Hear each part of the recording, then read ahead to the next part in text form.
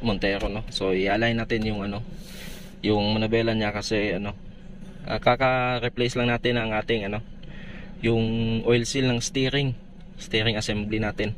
So kung doon natin i-ano, normal lang na ano, na kapag binalik yung steering is ma-misalign konti, pero dapat konti lang kasi kung ano, kung malaki, so medyo mali ang procedure.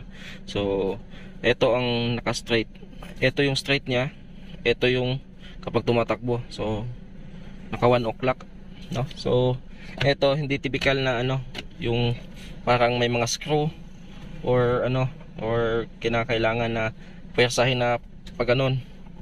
So ang mga lock niya is mga alambre, so kailangan natin ipupush yun bago matanggal. So papakita sa inyo, tatlo ang butas nito.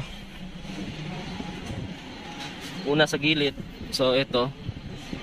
Pangalawa is sa baba, ito. Pangatlo is yung sa gilid, yun. So tatanggalin natin. So, kuha lang tayo ng ganitong klaseng ano, or screw. Dapat plain nitong sa sa kanyang ano, katulad nitong bolt, pwede na to. So ang kailangan is tusukin lang. So tusukin, so medyo paangat.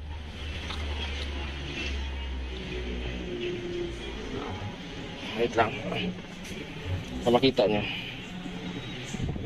Di ba dapat straight? Medyo paangat, ganon. Ganito ang pagtusok. So tanggal na ang isang side. Sa baba ganon din, straight, medyo paangat konti ang tusok.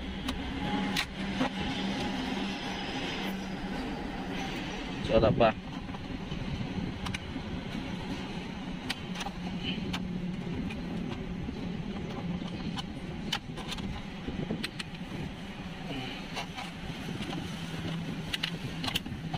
Yan.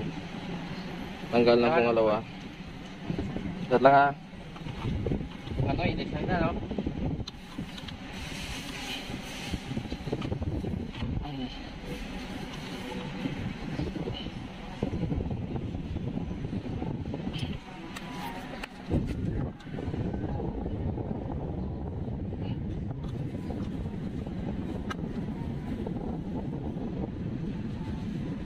Sige tan, alsado kamay tan.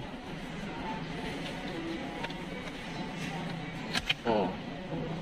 So yun. Tayo binata. Okay.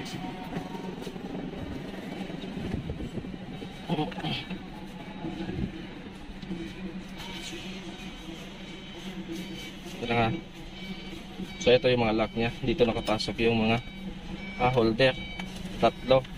So ang mga holder ito. So kapag tinusok mo ng ganon, yun, natatanggal yung lock. O, ganon. So lahat yan tatlo ganyan ng style. So ito, i-align na natin. So kuha lang tayo ng 17mm na socket. Tapos impact. Medyo mahaba yung ano, extension ko.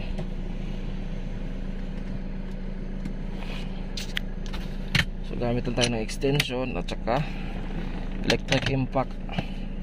Tapos yun. So tanggal na.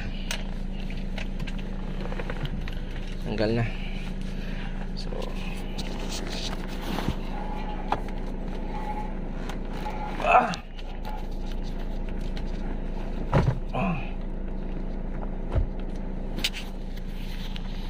so natanggal natin. So 1 o'clock naka ano yun, yung disalign. So ibabalik natin sa 12 o'clock. Yun. Tapos try natin i-road test kung okay na. So balik lang natin konti. Impact wrench. Tapos yung ating ito. So pwede mo naman hindi muna ikabit to. So nakadyan lang siya muna. Tapos yung road test natin mamaya. Problema, meron bang unit sa likod natin. Isang Toyota Vios. Ayan, may Vios pa sa likod natin. So mamaya, babalik na lang ako mamaya dito. So ito na pa straight na natin, no? So no hands yan na.